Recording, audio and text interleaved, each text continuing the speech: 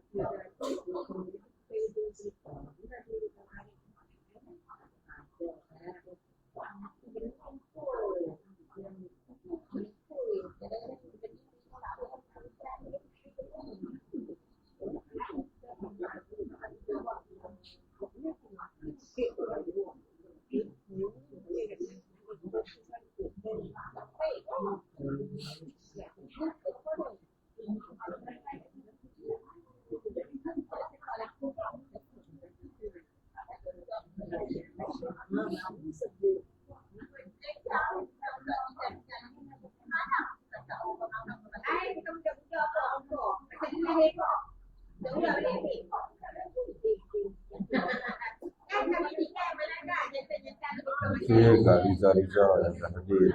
Tamu hadir.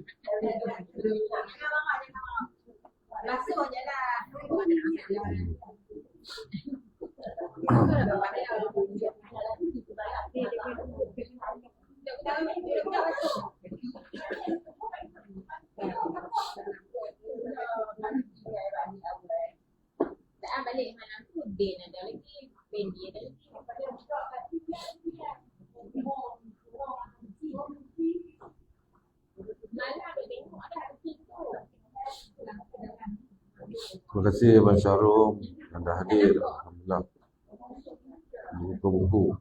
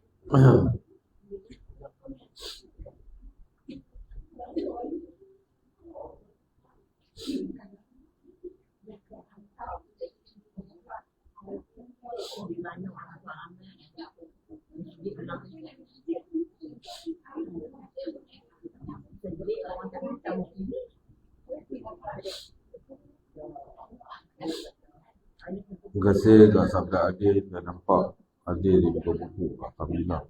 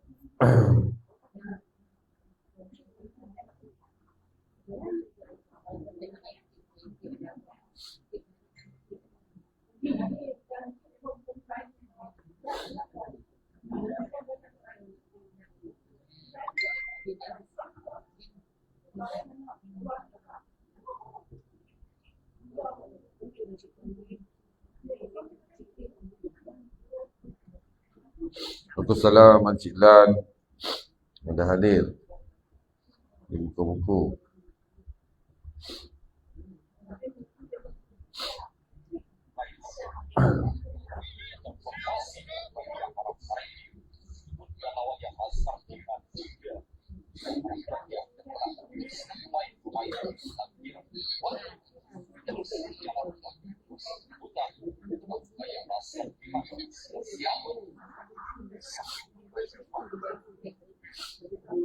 Waalaikumsalam Kak Siti Khajar yang dah hadir di buku-buku. Alhamdulillah.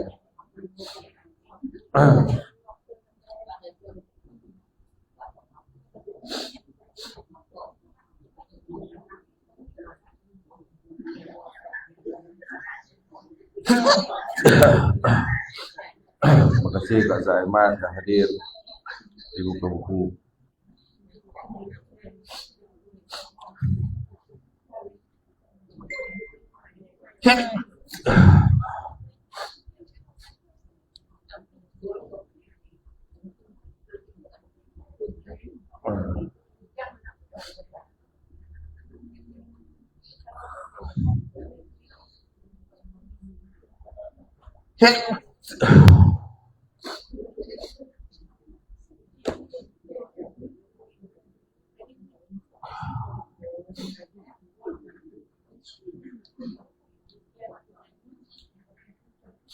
Assalamualaikum Sabda Adil.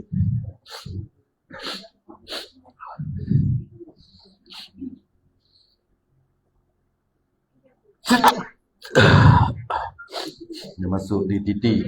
Assalamualaikum Kak Ira Amirah. Terima kasih Kak Zina Zina. Assalamualaikum Kak Ahmad.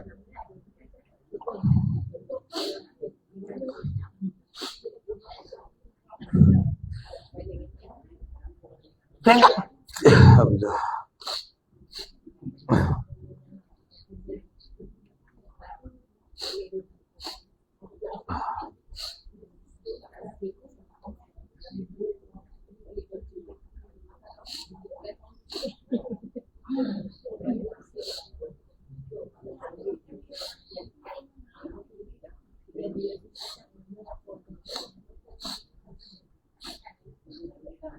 Waalaikumsalam Kak Kasim Mala yang dah hadir di buku-buku. Alhamdulillah.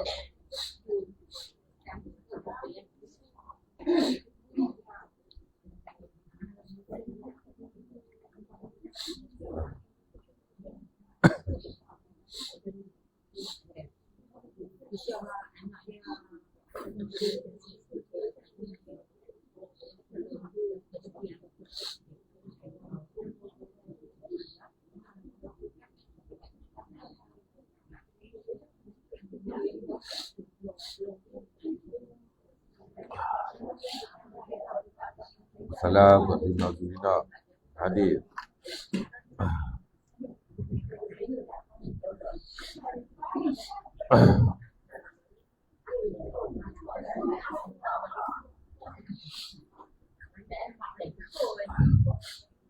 Assalamualaikum warahmatullahi wabarakatuh. Bismillahirrahmanirrahim. Ila Nabi Mustafa Rasulullah sallallahu alaihi wasallam وإلى كافة الأنبياء والمرسلين وإلى جميع المسلمين والمسلمات والمؤمنين والمؤمنات وبنيات القبور وأصول المعمور وبنيات الشفاء من كل الأمراض وبنيات قضاء حوائج الدنيا والآخرة وبنيات الفوز بحسن الخاتمة عند الموت. الفاتحة. أعوذ بالله من الشيطان الرجيم. بسم الله الرحمن الرحيم. الحمد لله رب العالمين الرحمن الرحيم مالك يوم الدين إياك نعبد وإياك نستعين اهدنا الصراط المستقيم صراط الذين أنعمت عليهم غير المغضوب عليهم ولا الضالين آمين. اللهم صل وسلم على سيدنا محمد وعلى جميع إخوانه من النبي والسلام وجميع عباد الصالحين من أهل السماوات والأرض وأنا يمعهم برحمتك يا أرحم الراحمين. أعوذ بالله من الشيطان الرجيم. بسم الله الرحمن الرحيم. الحمد لله رب العالمين والصلاة والسلام على أشرف المرسلين وعلى آله وصحبه أجمعين. سبحانك لا علم لنا إلا ما علمتنا إنك أنت العليم الحكيم. يا معلم إبراهيم الحكمة علمنا يا معلم إبراهيم الحكمة علمنا يا معلم إبراهيم الحكمة علمنا. اللهم صل وسلم على سيدنا محمد وآله كما لا حياة بكمالك وعدد كماله. اللهم اجعل نفسي مطمئنة تؤمن بلقائك وترضى بقضائك وتقنع بطاعتك. رب اشرح لي صدري ويسر لي امري واحلل عقدة من لساني يفقهوا قولي. اللهم افتح علينا ابواب فضلك وانصر علينا وزعنا رحمتك. رب زدنا علما وارزقنا فهما ولا حول ولا قوة الا بالله العظيم. وصلى الله على خير خلق سيدنا محمد وصحبه اجمعين والحمد لله رب العالمين. Bismillah, masya Allah, yasufu khairu ila Allah. Bismillah, masya Allah, yasrifu su'a ila Allah. Bismillah, masya Allah, makana min ni'matin fa min Allah. Bismillah, masya Allah, la hawla wa la quwwata illa billahi al-azim. Bismillahirrahmanirrahim. Amma ba'd, la ilaha illallah Muhammad Rasulullah fi kulli lamhatin wa nafsin adada ma wasi'ahu ilmullah. Waalaikumsalam kat Cik Husnan yang hadir di Kuala Salam. Kak Zaid Ahmad yang baru memberi salam dan hadir. Salam Kak Zurina. Tak tahu. Aku rasa panas. Itu yang bersin. Dia kalau panas dia bersin saja.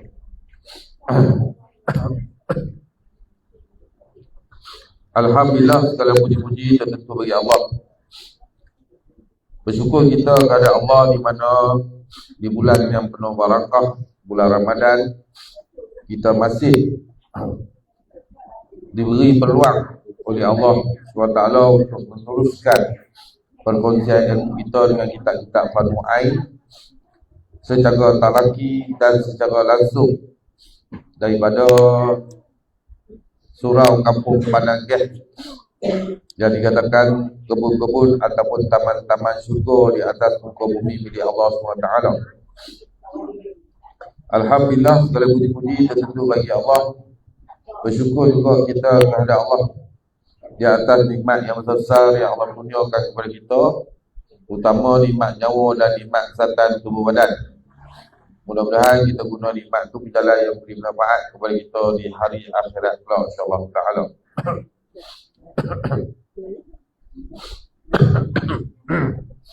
Terima kasih kepada Zurina yang seru, sahabat-sahabat. Nanti kat Sabda Adil, dia tak boleh komen, ada masuk di TV. Dia ada di TV. Jadi terlebih dahulu saya mengucapkan terima kasih kepada kakak-kakak yang dapat hadir pada pagi ini, dan terima kasih juga kepada sahabat yang dapat hadir secara langsung atau secara live di muka buku dan di TV, insya-Allah. Mudah-mudahan kalian semua sesa berada di dalam rahmat dan peliharaan Allah SWT, insya-Allah. Dan terima kasih pada sahabat di alam maya yang mana dah tag skrin, yang dah berkongsi ke wall sendiri, yang share, yang seru sahabat-sahabat yang lain. Mudah-mudahan Allah mengganjarkan pahala yang selayaknya buat kalian, insya-Allah. Hadis 40, hadis yang terakhir dalam 40 hadis insan sejahtera. Bismillahirrahmanirrahim. Faqul musannif rahimahullah ta'ala wa nafa'ana bi ulumihi fi darani amin.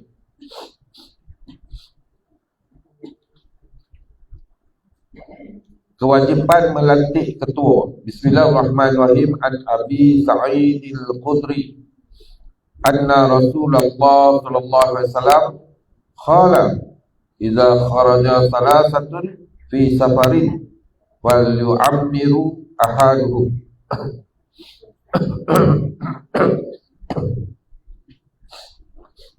Artinya hadis daripada Abi Sa'id Al-Khudri radhiyallahu anhu bahwasanya Rasulullah sallallahu alaihi wasallam bersabda, apabila 3 orang keluar bermusafir, maka hendaklah salah seorang daripada mereka dilantik sebagai ketua. Apabila 3 orang keluar bermusafir, maka hendaklah salah seorang daripada mereka dilantik sebagai ketua, kata Nabi Muhammad SAW. Wassalam, terima kasih Kak Ita Azmi yang baru hadir. Alhamdulillah. Wassalam, Abang Adam, kronikal yang hadir di TV. Kak Jo tak nampak air. Mungkin ada lah kot. Huraian hadis. Bidang kepimpinan merupakan satu bidang yang amat dititik beratkan dalam Islam. Menurut Al-Quran, kepimpinan dan Islam tidak dapat dipisahkan.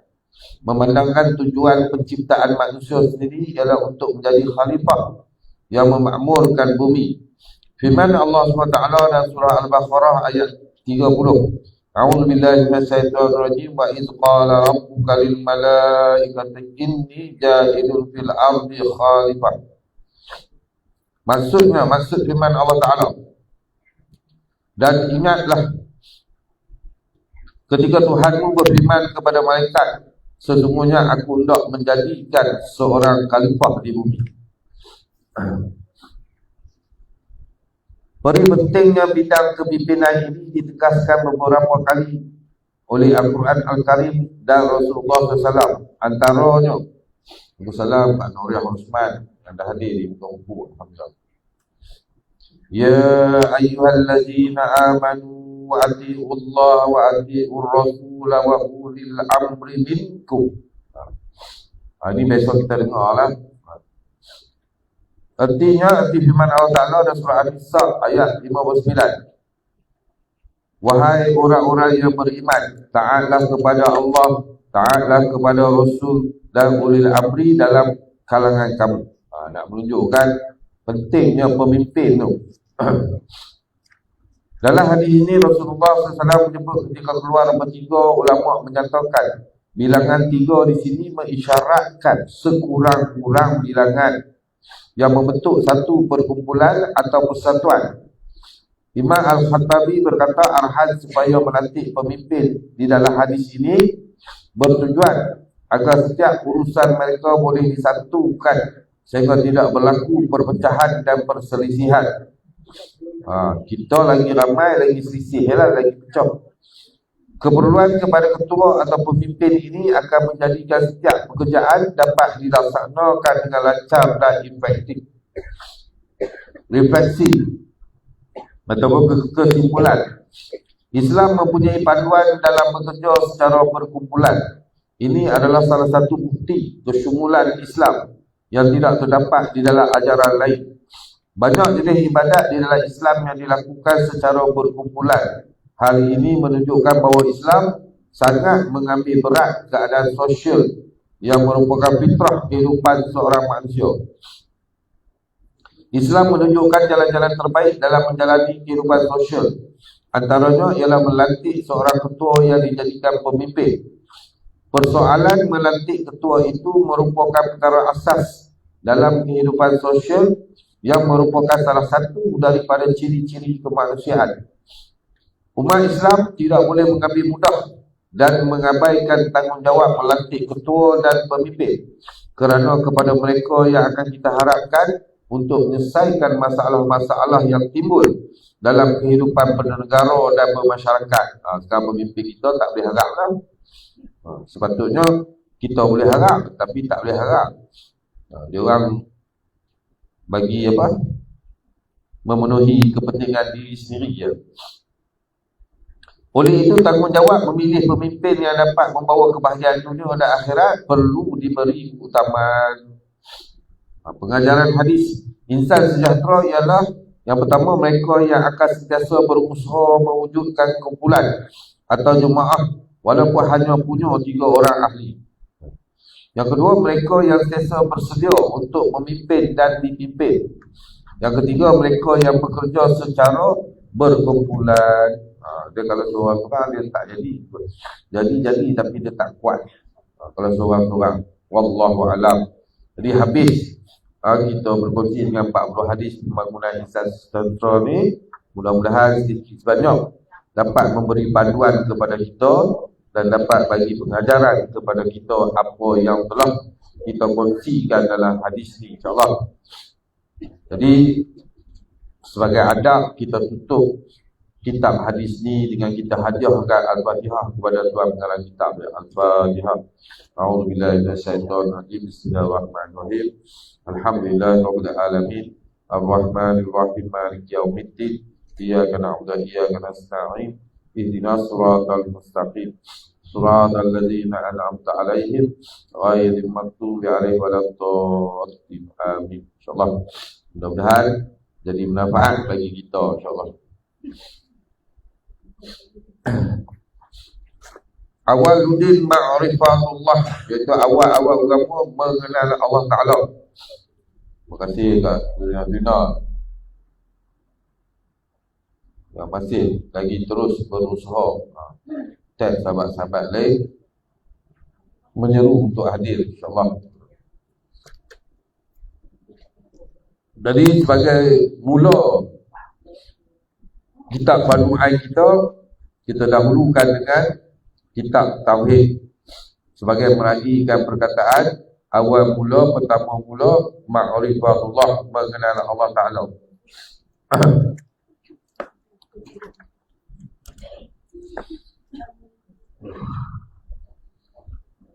Kitab Jawi muka surat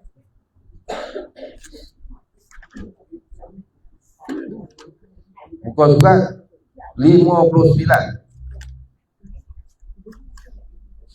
59 dua baris daripada atas.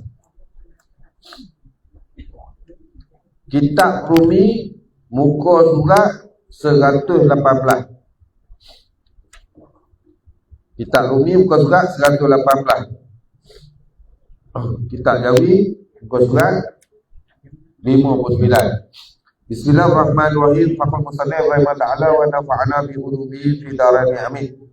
Mudah-mudahan kita juga dirahmati dan dimudahkan oleh Allah SWT, seperti mana Allah merahmati dan memuliakan tuan pengarang kitab, tuan-tuan guru beliau, para ahli ulama.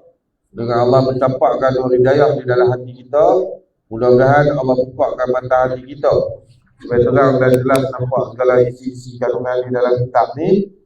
Dan mudah-mudahan juga Allah membuka pendengaran kita agar kita dapat dengar dengan jelas apa yang dibaca, apa yang disampaikan. Dan lebih lagi, mudah-mudahan Allah bagi kefahaman kepada kita untuk kita dapat lebih mengenali Allah SWT, supaya kita dapat mengukuhkan iman kita yang sentiasa berbolak-balik di dalam hati kita, insya-Allah Ta'ala.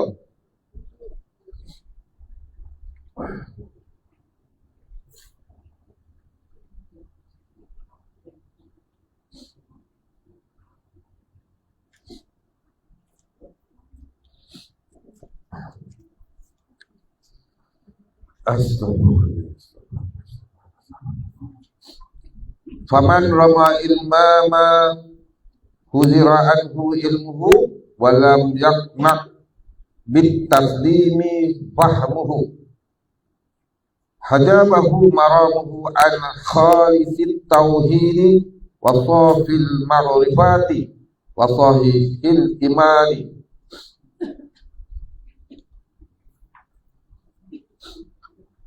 Faman, waalaikumsalam kepada Norma'ilah Tasmu'in yang hadir di muka buku. Faman rama ilmama huzira anhu ilmuhu walam yaqnaq bit taslimi fahmuhu hajabahu maramuhu an khalisit tauhidi wa safil maghrifati wa sahihil imani. Itu perkataan musannif, perkataan tuan pengarang kitab. Faman, tak terjemahan, maka man barang, maka barang siapa menuntut ia akan mengetahui barang yang ditegah daripadanya mengetahuinya, dan tiada suka oleh fahamnya dengan mengaku, nescaya mendidik akan dia oleh yang dituntutnya daripada tauhid yang bersih dan makrifat yang jernih dan iman yang betul. Maka barang siapa, bila kata maka barang siapa ni tak kira siapa-siapa lah, kena pada diri masing-masing. Waalaikumsalam ke Allah AFS yang hadir, alhamdulillah. Bila kata barang siapa ni tak kira siapa-siapa, dia umum. Menuntut ia siapa-siapa tu akan mengetahui barang yang ditegah daripadanya mengetahuinya, iaitu perkara-perkara yang ditegah daripada perkara-perkara tu untuk kita mengetahuinya. Contoh macam nak kenal zat Tuhan lah, nak kaji macam mana sifat Tuhan lah, tentu tak kira siapa-siapa. Semua nak jenis nak apa, nak tahu hakikat. Padahal Allah tak suruh. Dan tiada suka oleh fahamnya dengan mengaku, dan tiada suka oleh fahamnya dengan mengaku, iaitu makna Quran dan hadis tu bila dibagi faham oleh Allah Ta'ala, tak nak guna pakai, dia tak mengaku. Sebab apa? Tak sesuai pada kehendak dia, tak sesuai pada nafsu dia, maka dia tak mau guna pakai. Kalau sesuai pada nafsu dia, baru dia guna pakai. Tak sesuai pada nafsu dia, dia tak pakai. Nescaya mendinding akan dia oleh yang dituntutnya. Nescaya mendinding iaitu nescaya menyekat. Bila kata dinding tu menyekat, akan dia akan perkara yang siapa-siapa tu tuntut oleh yang dituntutnya. Jadi akan dihalang, didinding, maksud menyekat oleh Allah Ta'ala akan perkara yang kita nak belajar, nak tuntut tu. Padahal benda tu Allah tak suruh. Daripada tauhid yang bersih, daripada tauhid yang bersih.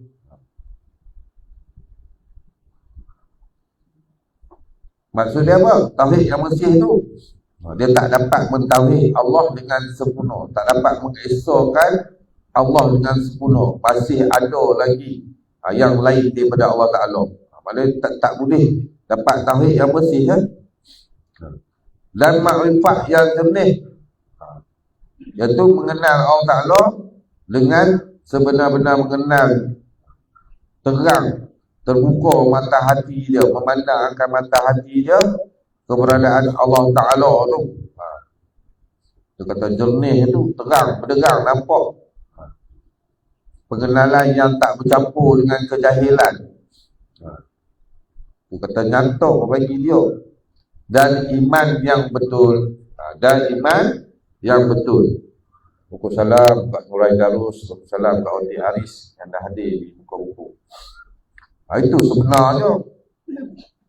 Tapi kalau kita nak belajar, aku kata menuntut, kita berkehendak belajar ilmu-ilmu yang tak sepatutnya kita belajar, yang tak disuruh pun oleh Allah Ta'ala. Macam hakikat tu, ilmu-ilmu hakikat tu. Ilmu-ilmu hakikat tu, nak cari, kata sampai nak cari zat, apa dia zat Nur Muhammad, apa tu semua tu kan. Tu bukan wajib bagi kita. Pasal tu lah, kalau orang yang silap belajar ilmu tu, satu silap jumpa guru, satu silap dapat guru. Jadi dengan kita pun jadi pening. Dengan kita pun salah faham membawa kepada kita tu tak mengesahkan Allah Ta'ala. Dalam akhirnya mengaku diri sendiri Tuhan. Tu bahaya. Lepas tu esok dia buat kerja semua pakai niat. Puasa niat, sembahyang niat. Pasal dia mendakwa diri dia dah betul-betul mengenal Allah Ta'ala. Ni yang bahaya dia. Bukan salah belajar, tapi belajar tu biarlah kita dapat guru yang betul-betul. Kalau guru tu biar dia nak terang pun terang betul-betul. Janganlah dia kata dia terang pun tertangguh-tangguh. Guna bahasa kiah-kiah ya. Dan kita ni bendui ya.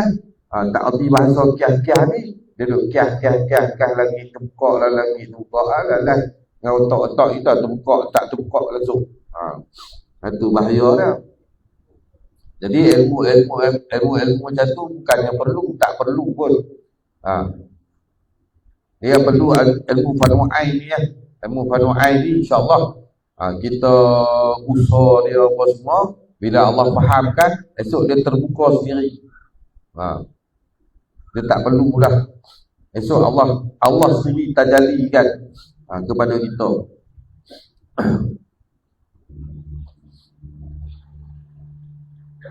Tapi ilmu macam tu lah yang orang cari. Ilmu apa?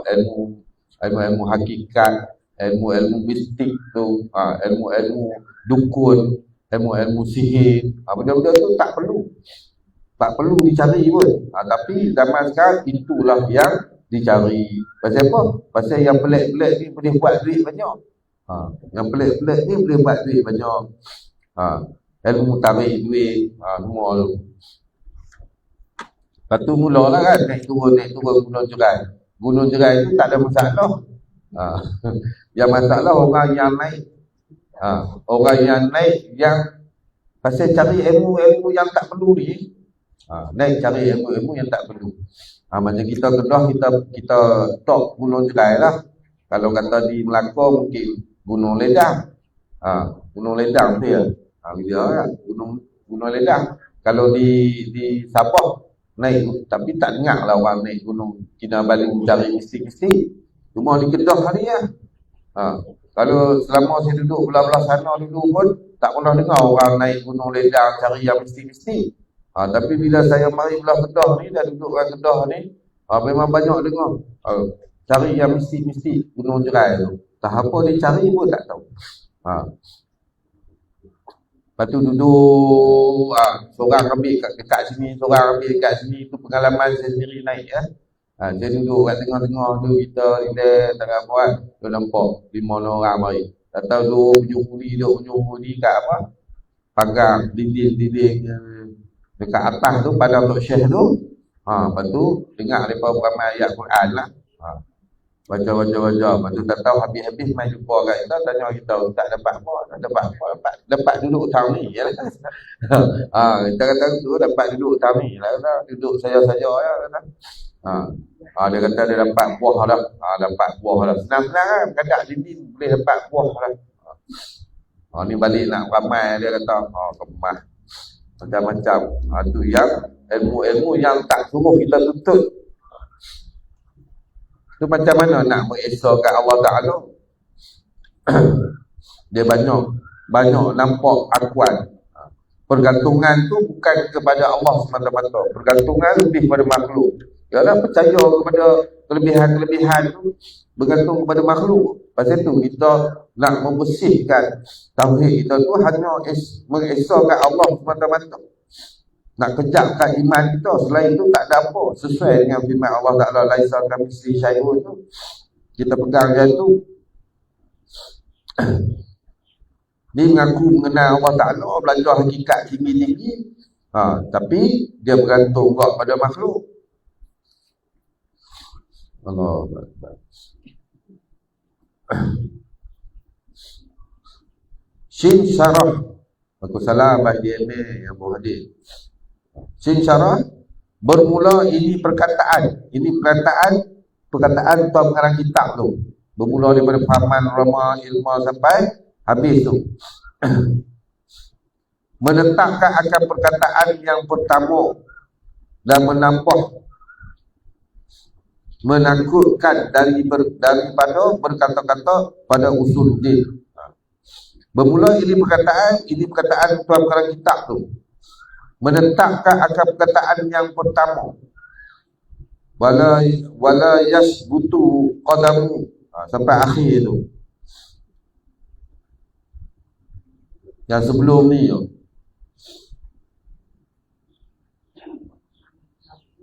yang sebelum ni, wala yasbutu qadamu ila islami illa ala zahri taslimi wal istislami tu.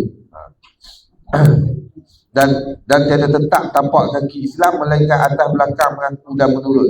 Jadi perkataan musannif ni dia mengiringi yang pertama, yang sebelum ni tu, dan menambah menakutkan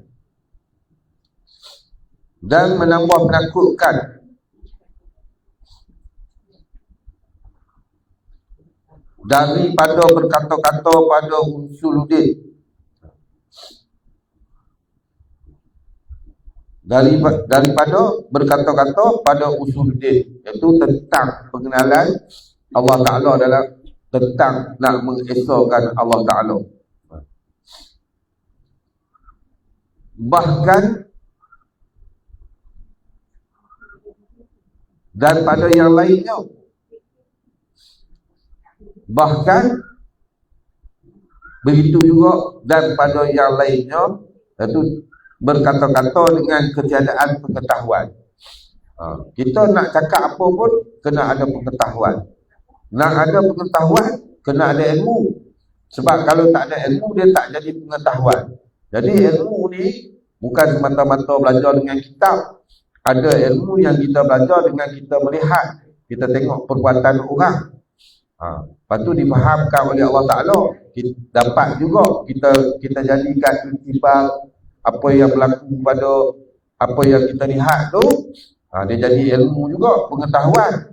Ada kalau ilmu yang kita dapat daripada pengalaman-pengalaman orang, daripada khabaran-khabaran orang, ilmu juga. Asalkan benda tu bukan datang daripada kita sendiri. Kalau yang datang pada kita sendiri tu, kita mendakwa itu ilmu, itu guru kita syaitan. Itu guru kita tok syaitan.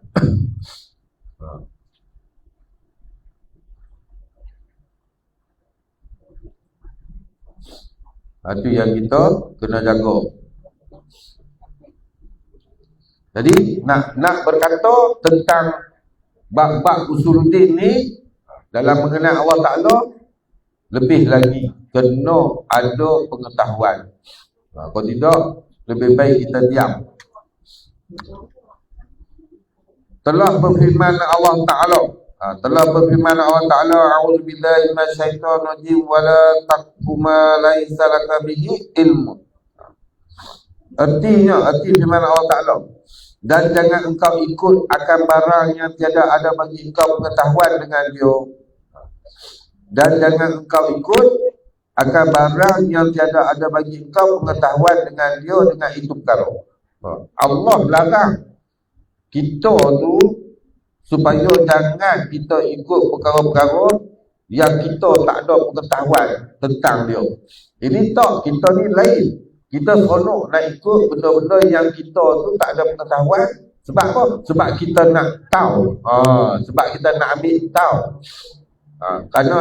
Kerana perasaan nak ambil tahu yang melampau menyebabkan kita pun, kawan tu sesat dengan kita pun sesat. Ilmu-ilmu yang tak sepatutnya kita tak pernah dengar. Jangan masuk campur. Ilmu-ilmu yang baru kita tak pernah dengar. Lepas tu mendakwa ni kitab baru lah, yang terbaru ni lah. Tapi alhamdulillah lah tengok. Tu yang kata Allah pelihara. Mana Allah masih sayang. Allah pelihara. Mendakwa apa? Kitab Ar-Rahman. Kitab Ar-Rahman tu kitab baru. Nak samakan status dia macam kitab Al-Quran. Allah bawa mari pergi jumpa ulama, hadiah dekat ulama, suruh ulama bawa benda tu. Ulama pun tengok kita tu pun dah semua dah. Kita datang. Cuma dia layan kita tu sebagai tetamu ya. Allah.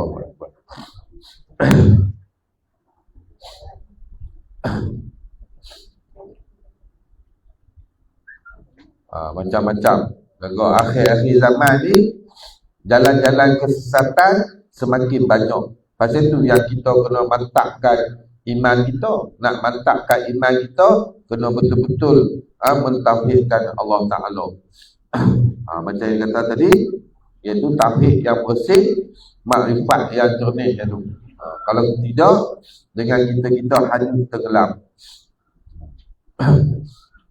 Ya, orang-orang macam ni cerdik. Dia orang bawa mari juga ayat-ayat Quran main. Kita pula tak faham. Kita pula jenis baca ya taranum bagus, apa semua bagus, tapi ayat-ayat Quran kita tak tahu makna dia, tafsir dia. Lepas tu dia orang pula ikut suka tafsir. Lah yo. Lepas tu kena jaga. Pasal tu kena tahu benda yang kita nak ikut, kena tahu Allah pesan dah. Bukan saya pesan ni. Ni Allah sendiri pesan. Allah kata jangan kau ikut akan barang yang ada bagi kau pengetahuan dengan dia. Dan firman Allah lagi. Firman Allah lagi. Wa minan nasi may yujadilu fillahi bighairi ilm. Arti firman Allah Ta'ala. Dan setengah daripada manusia, mereka yang membantahi ia manusia pada sifat Allah Ta'ala dengan ketiadaan pengetahuan. Dan setengah daripada manusia, Allah bagi tahu dekat kita hal kelakuan manusia tu. Setengah daripada manusia. Mereka yang membantahi ia manusia pada sifat Allah Ta'ala dengan ketiadaan pengetahuan. Itu orang yang tak mengenal kan? Dia orang kata tu lah ni, mana boleh lah apa semua. Itu semua orang yang jahil. Kita tak payah melawan dengan orang jahil tu, tak payah. Dan kita kata pada dalil sifat Allah Ta'ala muqallafatu ta'ala lil hawadis, bersalahan Allah Ta'ala dengan sesuatu yang baru. Allah tak bertempat, Allah bukan diri, bukan aurat. Tiba-tiba kata Allah duduk atas lagi. Tak kacau. Tiba-tiba kata Allah duduk atas lagi. Allah ada dekat sebelah kita. Bahaya. Tu jenis cakapan-cakapan yang boleh membinasa, mencederakan iman kita. Kena jaga tu. Tu yang kata kena ada pengetahuan. Dia tak boleh main pukul rata je. Pukul salam Syifa Bahar yang hadir. Kita sebelum nak masuk sesuatu tu, kita kena siasat dulu. Kena siasat dulu. Tanya macam mana, tanya macam mana. Dia tak apa.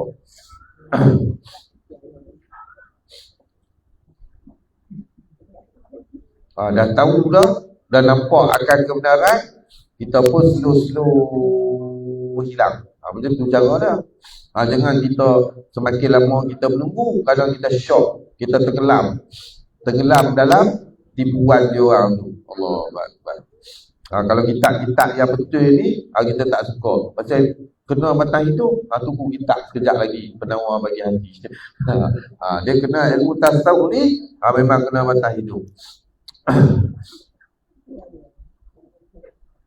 Kalau cerita ni syok. Syok cerita memang syok, tapi takut cerita tu tak betul. Wallahu a'lam. Summa qala wa yatazabzabu bainal kufri wal imani. Seperti itu.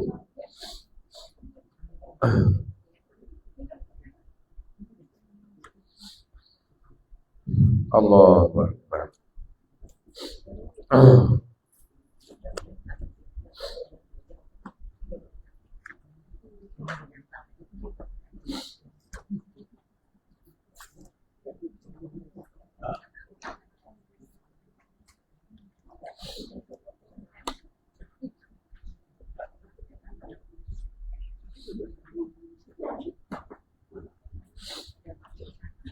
InsyaAllah kita pergi pada kitab kita yang kedua, iaitu ilmu tasawuf. Salah satu lagi cabang ilmu Fardhu Ain. Dia ilmu yang wajib bagi kita, ilmu Fardhu Ain kan. Ilmu Fardhu Ain. Dah kita dah reti, dah faham, dah usaha betul-betul difahamkan oleh Allah Ta'ala, barulah kita boleh pergi peringkat seterusnya, ilmu yang pertengahan pun semua dan seterusnya. Jangan kita ilmu Fardhu Ain pun tu dilanggar, cari hakikat lah, macam-macam.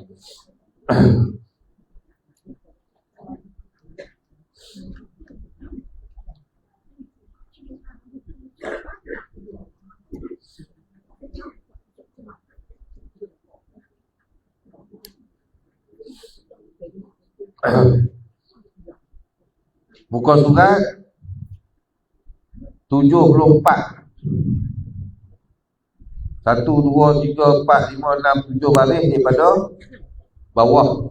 Bismillahirrahmanirrahim. Faqal musannif rahimahullah wa nafa'ana bi ulumihi fi darani amin.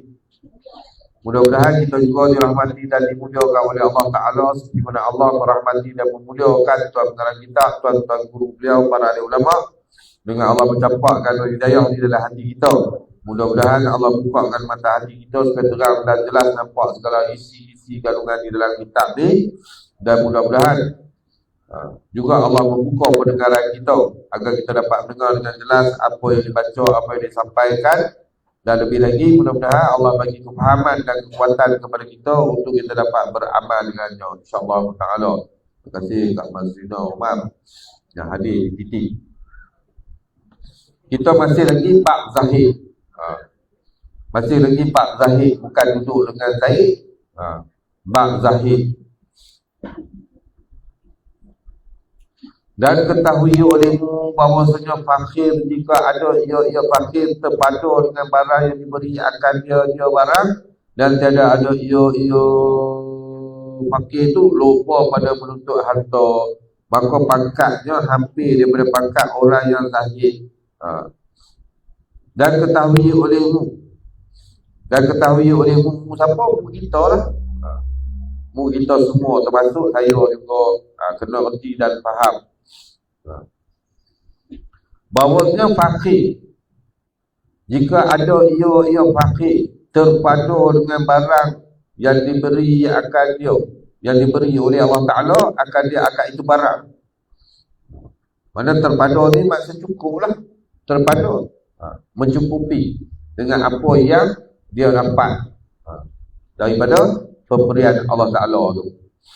Dan tiada ada ia lupa, dan tiada ada ia fakir tu, orang yang fakir tadi tamak, lupa ni tamak lah pada menuntut harta. Dia tak berhajat, tak bergendakkan tamak kepada menuntut akan harta. Dia orang kata sekodam-kodam dia. Jadi cukup pakai apa semua untuk mudah buat ibadah, tak ada masalah. Itulah dikatakan memandu bagi orang yang fakir. Terima kasih sahabat Zoldi Pro yang hadir dengan share. Bukan kita fakir, kita tu nak kaya. Tapi zaman sekarang ni, bila duduk dalam fakir, yang tu yang bercita-cita nak kaya. Lama mana kita nak hidup susah. Dia mari dia menung tu, dia menung ataupun dia sembang dengan tok laki dia ke, dia sembang dengan bini dia ke, lama mana kita nak hidup susah. Dia mari idea tu lah. Tu idea daripada syaitan mari lah.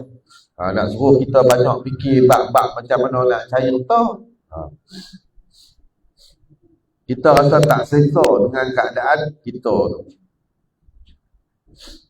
Patutnya kita bersyukur.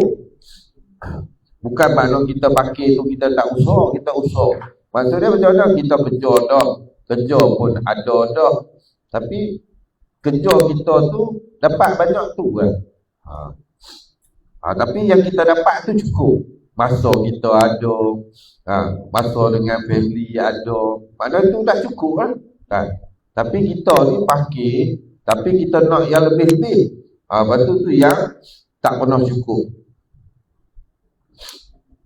Tak ada cukup lah. Contoh, Bila dua-dua nak kerja, contoh ni sebab contoh, tapi memang contoh ni benda tu berlaku. Bila dua-dua nak kerja, pertama sekali masalah bila dua-dua kerja, kalau ada anak, mesti kena ada orang nak jaga anak. Nampak tak? Dia akan timbul satu masalah.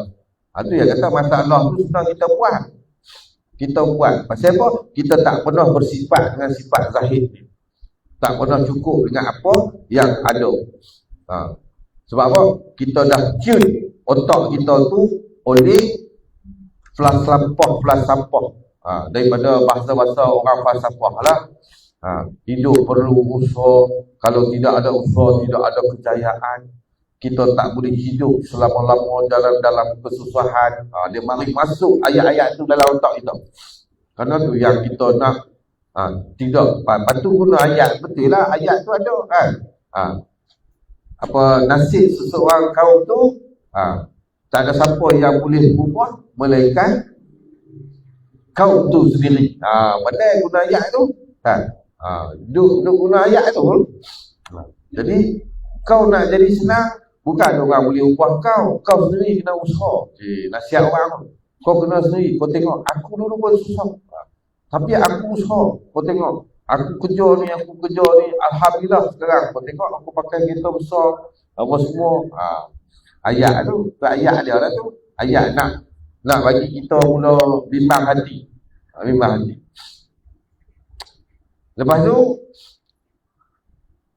balik bincang pula dengan isteri. Betul lah yang I tadi dengar ada sahabat I kita nak jadi senang, kita sendiri yang kena upah. Dia kata tak ada orang yang dia upah. Nama Allah tak sebut apa. Ketika tu dalam perbincangan tu nama Allah pun lupa. Tak ada sebut satu pun nama Allah. Dia kata tu, dia pegang pada usaha tu. Jadi kita kena stop lah sampai di sini. Kita kena keluar lah daripada gaya kehidupan sekarang. Kita kena rasa juga macam mana orang rasa. Habis. Tu bini pula mengiyakan. Betul juga bang. I pun tengok orang pakai pulut dangkal, pipan baru geram juga. Tapi I faham abang kerja susah. Tu yang I pun tak meminta sangat. Ayat tu. Ayat tu kan. Lepas tu okey, buat keputusan. Okey lah sekarang ni. I rasa I pun nak kurangkan beban you. I ingat I pun nak bekerja lah. Lepas tu Tok Kaki pun kalau dah you cakap macam tu, I pun tak kisahlah. Baguslah juga you kerja. Tu bang anak tak fikir gitu. Anak seorang umur 3 tahun. Anak seorang umur 5 tahun. Yang seorang baru setahun. 3 orang anak lah kan. Lepas tu baru dah dapat usaha tu baru terfikir. Anak macam mana? Nampak? Anak macam mana? Lalang.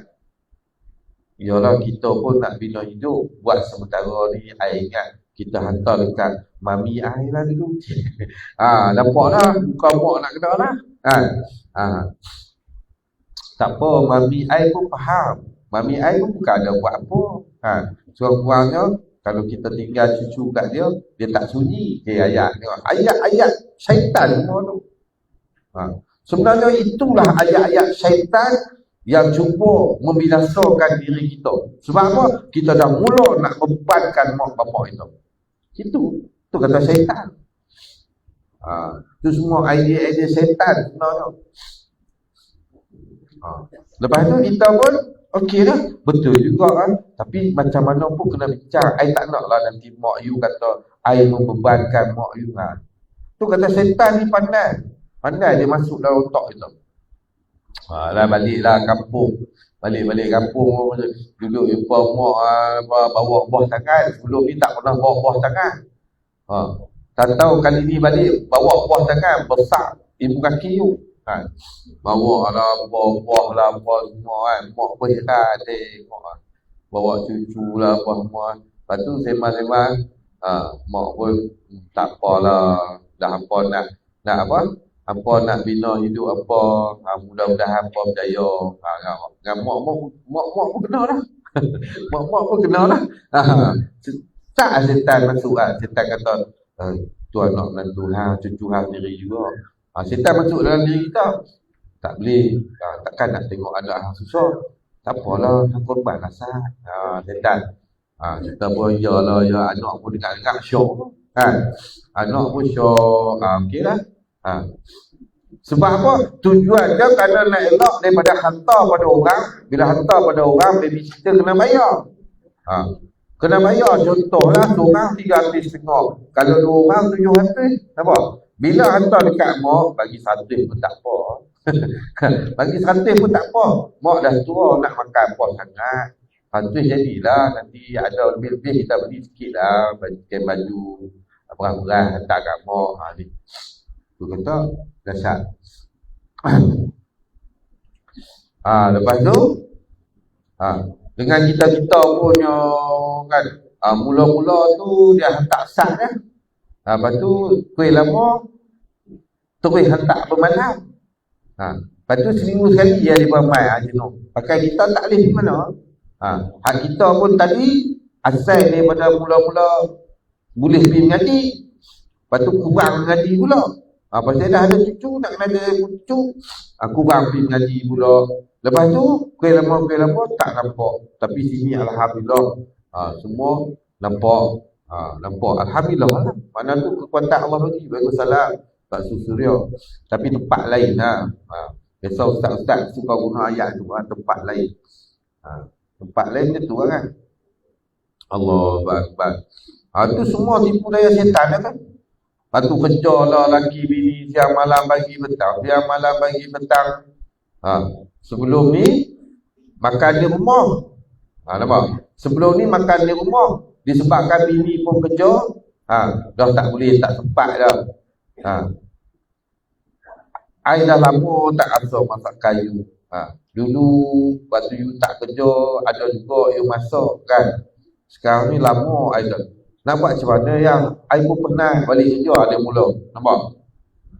Dia mula jadi bunga-bunga, bibit-bibit nak bergaduh. You tak faham. I pun kerja juga, I pun letih juga. Sudah. Boleh jadi tu kata cara syaitan. Mulalah rumah tangga dah jadi tak aman. Mula dah ada bibit-bibit gaduh, rumah tangga pun tak aman. Lepas tu dia jadi yang lain-lain lagi lah. Faham-faham dia lah. Dia jadi macam-macam lah. Dia jadi macam-macam. Lepas tu mula-mula dapat idea syaitan lah. Dah pegang duit lah. Yang tadi mula-mula janji ni. Tadi mula janji bila dah pegang duit apa semua. Lepas tu kawan-kawan pula racun. Nampak pula kat timah pula jual bayar bulan. Tengok pulut dakak bayar bulan. Pakai jadi pula bayar bulan kan. Pulut dakak dah beli pula, dah menanggung beban hutang pula. Allah Akbar. Macam-macam lah. Macam-macam laku. Lepas tu lagi pasal 2 orang dah kena ada kenderaan seorang satu. Dah tambah hutang lagi. Nampak? Rumah sewa. Lepas tu lagi tambah hutang lagi. Ambil dekat gali kapet lagi. Macam-macam lah bertambah hutang. Akhirnya tak senang-senang juga. Tak senang-senang juga. Anak terbiar, suami terbiar. Tak ada. Dalam rumah tangga dah hilang dah kasih sayang. Pasal apa? Lagi susah. Lagi tertekan. Tertekan dengan hutang lah, apalah bagai masalah hidup. Allah Akbar. Pasal sebab kita tak pernah rasa cukup dengan apa yang ada. Sebab apa? Nak keluar daripada hidup dalam kefakiran. Allah Akbar. Sedangkan tengok sebelum ni, kita tengok Nabi dia doa sendiri. Dia minta hidup dalam keadaan miskin dan mati pun dalam keadaan miskin. Allah, kita tak mau. Orang kena kata tak mau.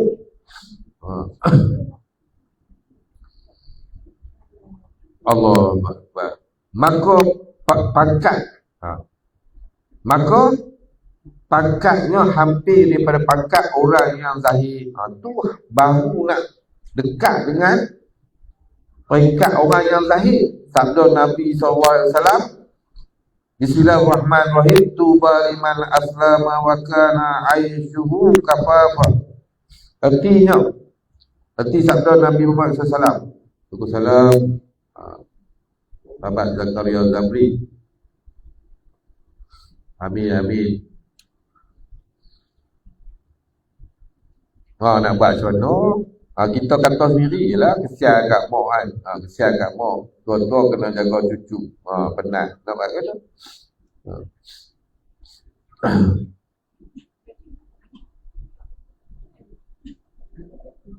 Lagi tak jaga, anak tak balik pula kan.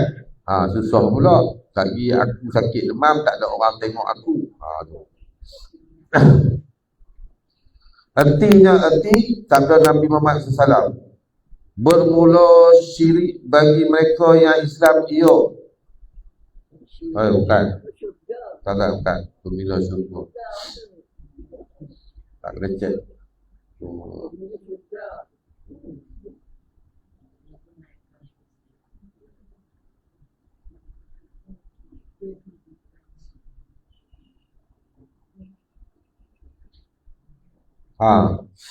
Bermula syurga bagi mereka yang Islam ia mereka.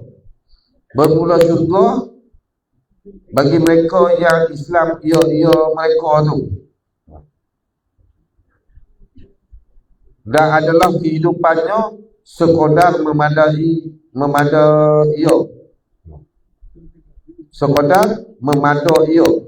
kehidupan tu.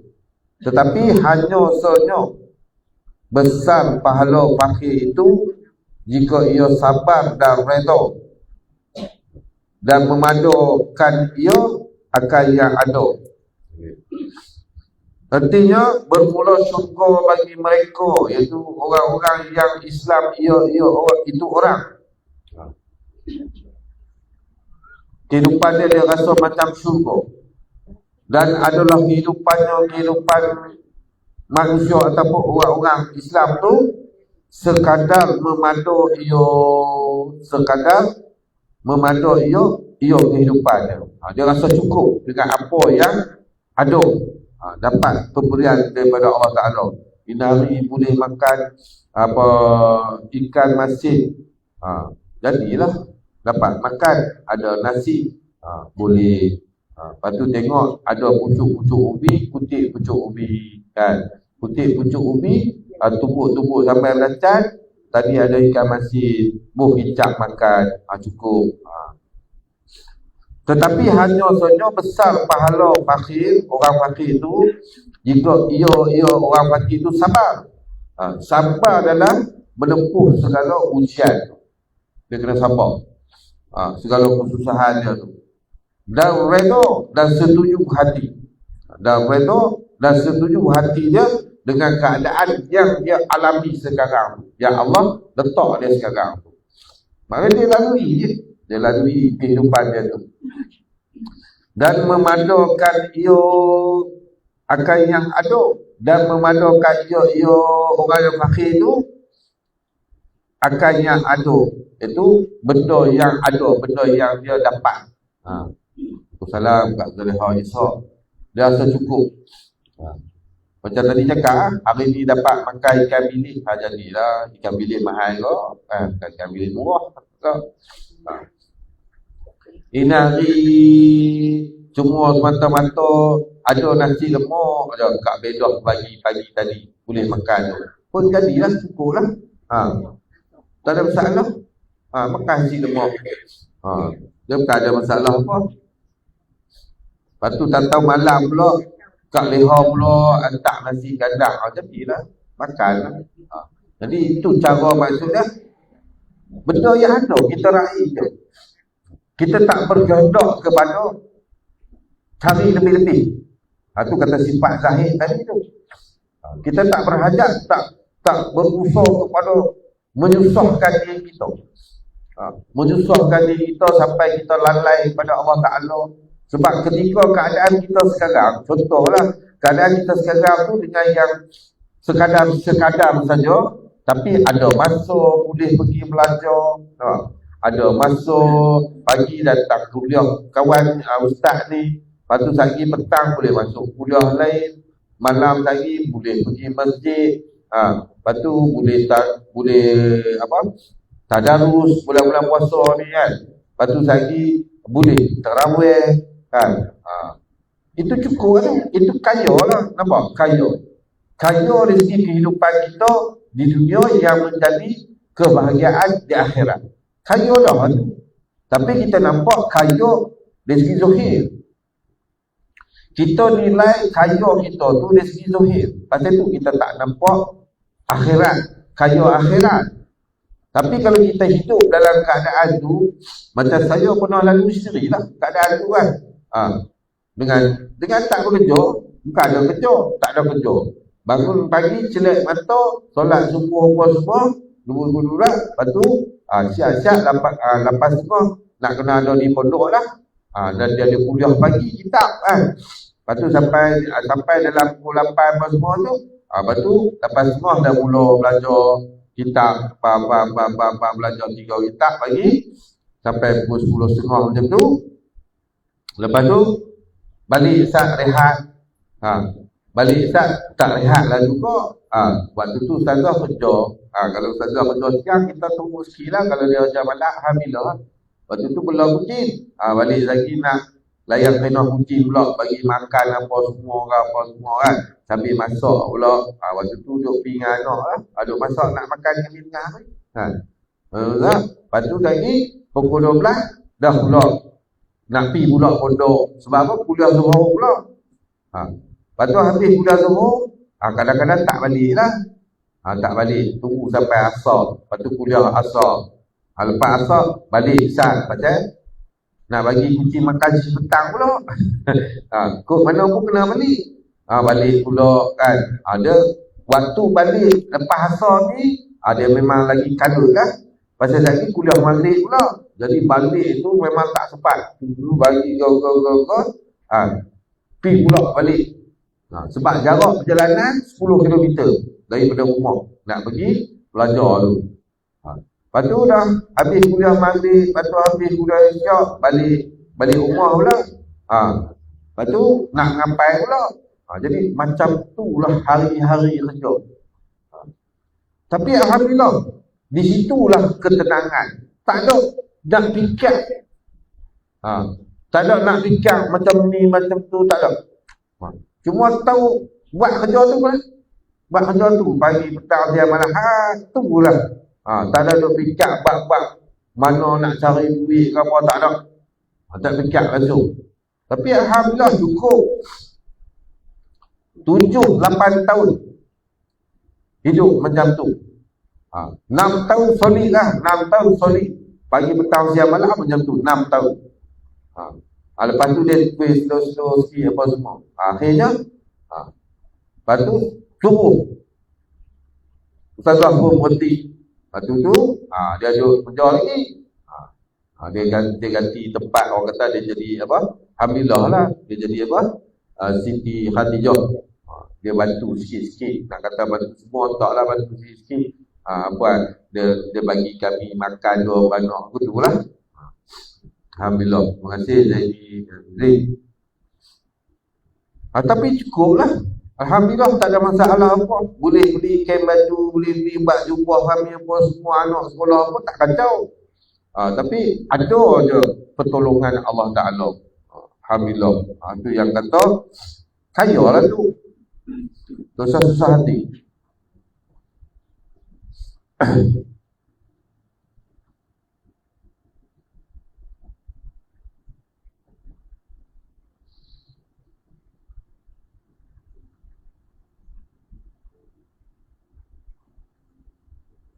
Dan bermula sabar itu atas kepapaan itu adalah ia permulaan bagi Zahid. Dan bermula sabar itu atas kepapaan. Kepapaan ni papo tak ada rentong apa, tak ada benda apa. Orang kata papo. Sekodah-kodah saja cukup lah. Rumah pun orang kata tilam pun, katil pun tak ada. Jadi adalah bantai. Bantai boleh tidur pun jadilah kan. Itu. Mama kata.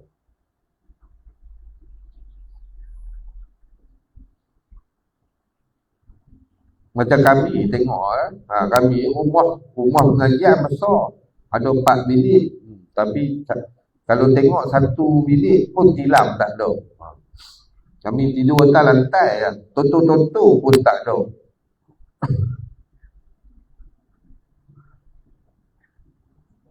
Senang, tak gaduh nak lipat tilam, tak gaduh nak kemas. Dan lagi kalau ada tilam lagi, dia buang masa juga. Buang masa kat situ. Tak lagi nak kena lipat, nak edah ni lah, nak kemas lah, dia habis masa kat situ. Jadi tak ada tilam, tak ada apa, tak payah senang. Kan? Lipat-lipat simut, akad bantai, pergi simpan je, senang.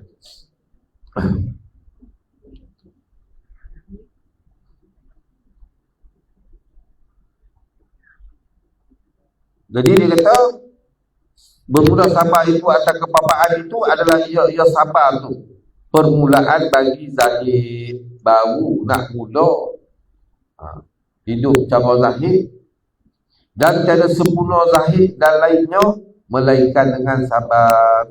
Sabar ni merupakan satu peranan utama dalam kita nak jadi zahid ni. Memang sabar tu adalah satu, orang kata, senjata yang amat penting. Kita tu hati kena cekal.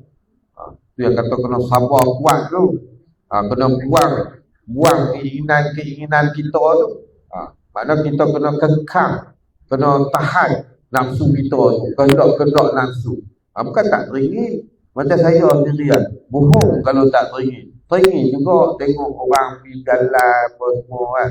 Tapi bukanlah pergi jalan jayai kan. Cara saya lah macam teringin tengok sahabat-sahabat saya kan, pergi seronok mereka, sak pergi ziarah Tok ni, sak pergi sana melawat pondok ni, sak pergi ziarah sana, seronok, teringin juga. Tapi sabar pergilah, sabar. Sebab pasal benda tak ada. Benda tak ada, sabar jaga dulu, insyaAllah.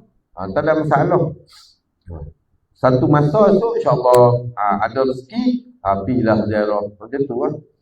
Kono kan tak kono, tengok mereka pergi Indonesia, pergi petani lah apa semua kan. Kita bukan tak kenal, bukan tak ada tunggu kita pun di sana ada. Tapi masih lagi tak diizinkan oleh Allah Ta'ala. Jadi sabar je, tak ada masalah. Allahu Akbar. Bila ada boleh masa kita pergi. Contoh macam baru ni lah, kawan saya, sahabat saya, ustaz jugalah di Ipoh. Sampai dia daripada dia masuk hospital sampai dia keluar hospital sampai dah sihat. Tapi saya tak ada peluang nak pergi ziarah. Tak ada peluang. Jadi kena sabar lah. Bukan tak teringin nak pergi, teringin. Tapi tu orang kata polis tak ada. Sebab nak pergi pun kena ada polis, buh minyak apa semua kan. Tak ada, kita sabar. Kita cuma orang daripada jauh. Macam tu cara dia. Bukan bermakna kita tak pergi tu, kita tak ingat dia. Kita ingat. Kalau tak ingat, tak sebut, tak cerita boleh. Kita ingat. Cuma kita tu tak boleh nak pergi. Kerana apa? Bukan kemampuan kita. Jadi cukuplah sekadar kita boleh mendoakan dia daripada jauh. Macam tu saja. Tu yang kata memandu tu macam-macam cara. Memandu. Allah Akbar. Tengok apa daripada jauh, tengok dia dah mula posting, mula apa semua di tempat dia. Alhamdulillah nampak dia sihat dia tu. Macam tu dah. Alhamdulillah kita pun tumpang mana. Allah. Esok bila kata ada rezeki tu kan, iaitu baru puas-puas ni pergi round ni, kami round habis satu Malaysia ziarah para ulama kuliah kita cuti 2 bulan pula kan. Masuk petani yang berbagai. Time ada kita guna lah. Time ada kita guna. Time tak ada kita sabar. Diam.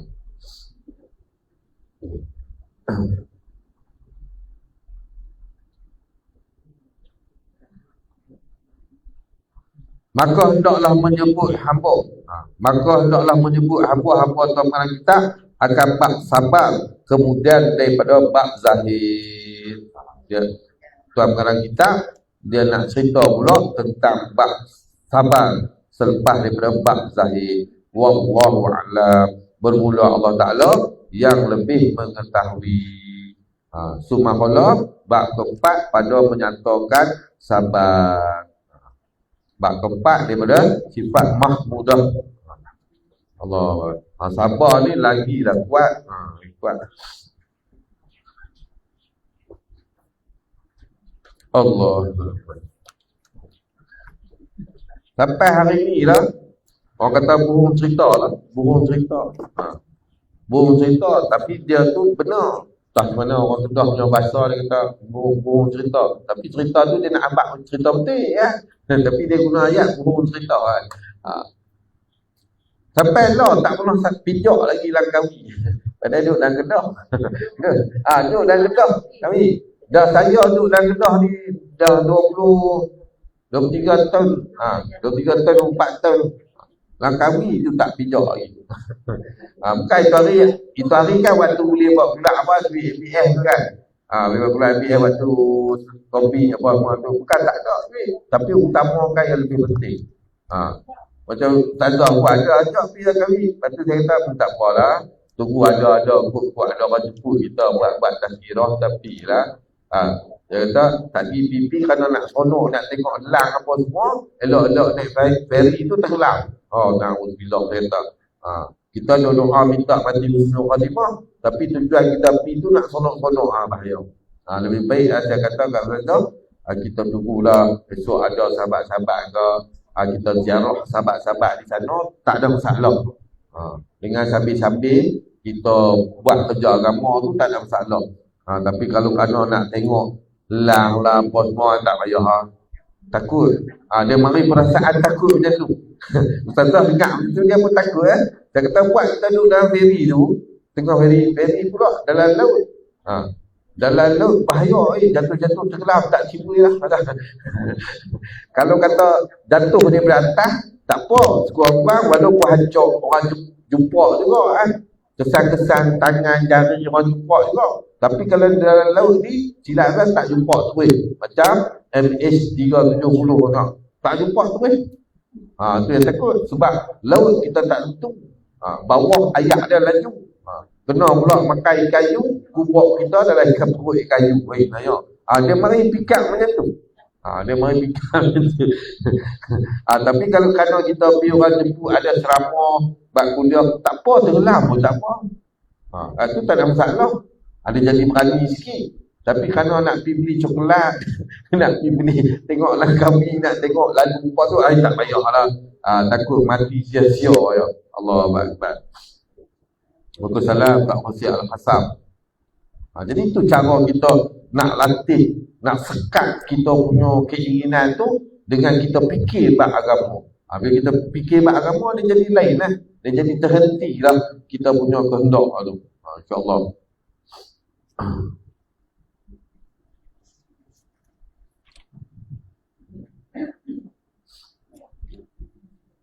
InsyaAllah kita pergi kitab kita yang ketiga, kitab fiqh, muka surat 62. 1, 2, 3, 4, 5, 6, 7, 8. 8, 9 baris daripada bawah. Bismillahirrahmanirrahim. Faqul masallallahu wa ta'ala wa nafa'ana bi ulumi fi darani amin. Mudah-mudahan kita juga dirahmati dan dimuliakan oleh Allah SWT, seperti mana Allah merahmati dan memuliakan tuan pengarang kitab, tuan-tuan guru beliau, para ahli ulama. Dengan Allah mencampakkan hidayah di dalam hati kita, mudah-mudahan Allah bukakan mata hati kita supaya terang dan jelas nampak segala isi-isi kandungan di dalam kitab ni. Dan mudah-mudahan juga Allah membuka pendengaran kita agar kita dapat dengar dengan jelas apa yang dibaca, apa yang disampaikan. Dan lebih lagi, mudah-mudahan Allah bagi kefahaman dan kekuatan kepada kita untuk kita dapat beramal dengannya. InsyaAllah ta'ala. Waalaikumsalam. Umi Halimah yang hadir. Terima kasih.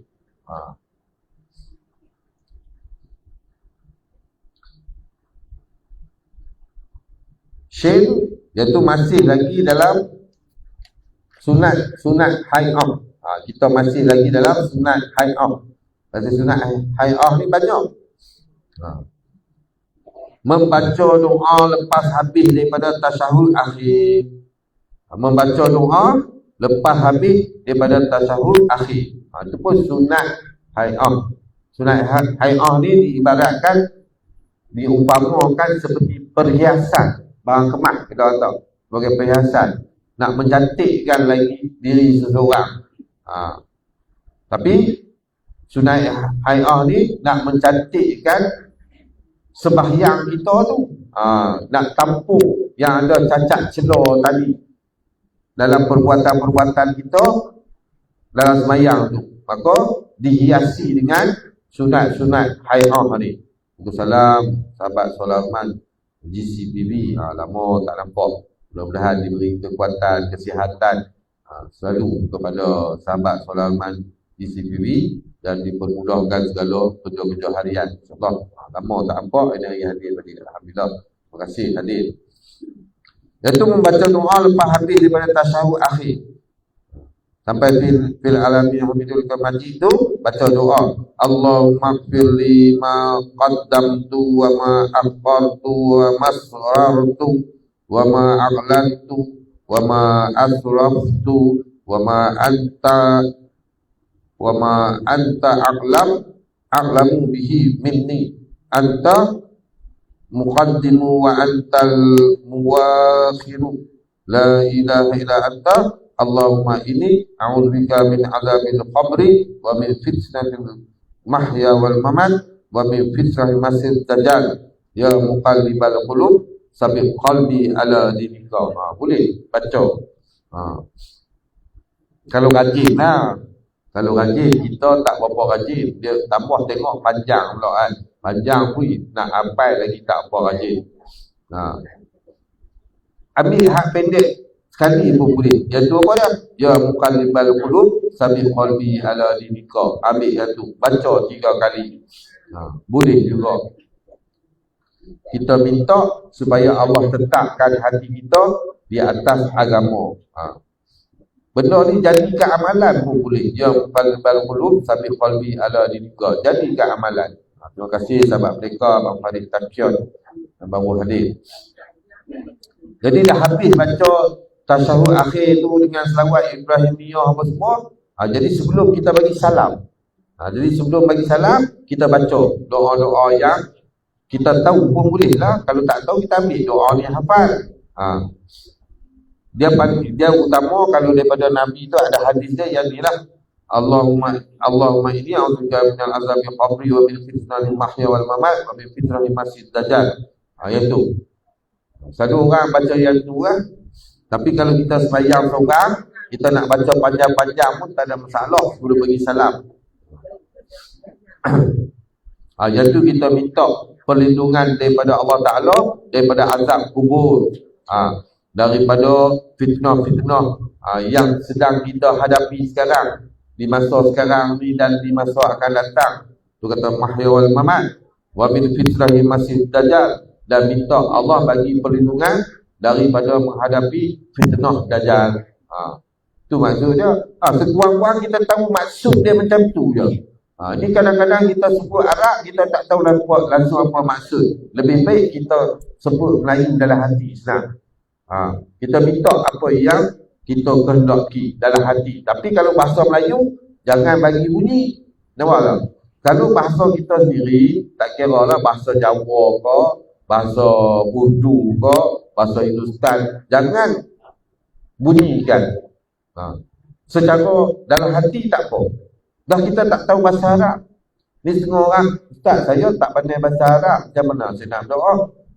Habis hang duduk guna bahasa apa? Kalau kita mengenal akan Allah Ta'ala, Allah tu bersifat dengan ilmu pengetahuan. Itu kata kalau mengenal Allah Ta'ala, maka mengenal segala-galanya. Jadi kita nak susah hati buat dengan bahasa Arab. Dah kita tak tahu bahasa Arab. Kita orang Melayu. Ada orang lah dalam Melayu. Bukan jadi masalah. Waalaikumsalam. Sahabat mereka Abang Farid Takion. Malu dah Ustaz orang dengar. Siapa tu bagi orang dengar? Kalau dah malu. Buat ibadah untuk orang kan, untuk Allah Ta'ala. Siapa kita nak malu? Dan itu lah kita fikir macam tu kan. Benda-benda tu lah yang kita kena sentiasa ingat. Nak menepih je tu. Nak menepih gangguan-gangguan.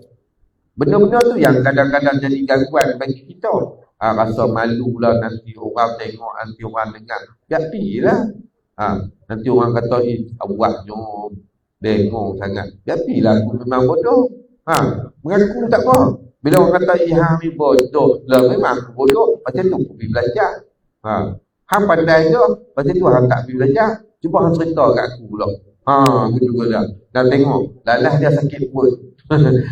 Tak tahu dia sakit perut. Minta maaf kat syok, saya sakit perut ni. Aku sakit perut ni. Tadi aku makan pak tahu. Dia mula lari.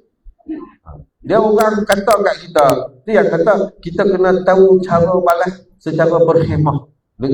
Dengan bersahaja saja dia perli kita dalam secara lisan kita pun cakap bersahaja, tapi dia terima makan lagi dalam. Dia terima lagi makan lagi dalam. Boleh cara macam tu. Macam tu lah jadi tuan. Hang ni bodoh lah kata duk pergi kuliah, dia hang tak letih ya. Tak apa mengaku lah memang aku bodoh. Bila bodoh nak fikir letih ke mana, aku tak letih. Aku tak tahu letih, pasal aku bodoh. Macam tu aku pergi belajar. Hang cerdik dah, hang pandai dah. Jadi boleh tak kalau aku tak pergi tempat tu, aku pergi belajar kat hang juga. Nampak? Secara tak langsung lah kita bagi buah mati je dia. Aku pergi belajar kat hang. Mula dia kata, ya aku tak ada masa lah apa. Dah hang tak ada masa. Terus dia kata apalah, macam tu belajar kat orang lain. Senang. Dia macam tu kan. Allahu Akbar. Waalaikumsalam Pak Nur April. Tu kadang-kadang setengah orang depa kata ustaz ni kan dia kata apa, kita kata bunyi, dia kata bunyi, kita kata pasal benda tu ilham Allah bagi. Saya pun bukan pandai, tapi ilham tu Allah bagi. Pasal itulah guru-guru ni Allah akan campakkan ilham untuk mengatasi masalah-masalah perkataan-perkataan orang jahil-jahil ni. Dia pusing, kita pusing balik. Dia pusing kau ni, kita belik tadi. Lalah maka mati hujah dia. Tu kata tugas sebagai seorang pendakwah ni, dia kena ada tu yang kata al-ulama warisatul anbiya, pewaris nabi. Sebab salah satu sifat Rasul fatonah, bijaksana. Jadi supaya tu juga guru Allah bagi sifat tu ada. Cara untuk nak menepis apa alasan-alasan klise. Alasan-alasan klise. Maksudnya contoh saya mana ada masa, tak, saya tak ada masa. Baguslah. Esok kalau mati tu agak-agak boleh minta kat mekat lah kata. Tu. Tu macam tu cara dah. Macam kadang-kadang macam isteri saya sendiri kadang dia ni, saya cakap benda, tak apalah, esok bila mereka mau datang, abang dia tunggu sat. Tunggu sat kata, boleh tak gitu. Kalau boleh buat, ramai tak ada masalah. Nampak? Itu bukan susah. Tu yang benda tu kita kena main, kena fikir. Waalaikumsalam Syafi'i Jamaluddin.